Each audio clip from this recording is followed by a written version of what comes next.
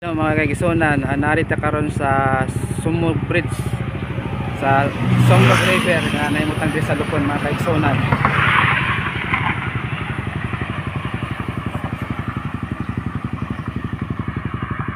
Kining Sumog River daw mga kaigsunan, every 50 years daw ni mga kaigsunan ay nag-aging na kuan, naging gene, another creation of by God. Every 50 years sa nag-agi diri gikan sa dagat. Mong magubak usahayan tulay diri mga kaigsunan sa Sumog Bridge. So bago mo gawas sa puto every 50 years mo na research nato sa mga katigulangan mga kaigsunan mga Sumog River.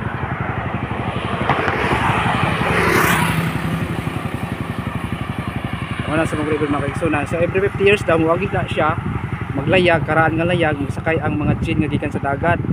Nya magagi diri sa tulay, maguba daw ang tulay every 50 years. That's why kining tulay daw madaot daw every 50 years. So mao lang to mga kaigsunan at salamat sa atong tanan.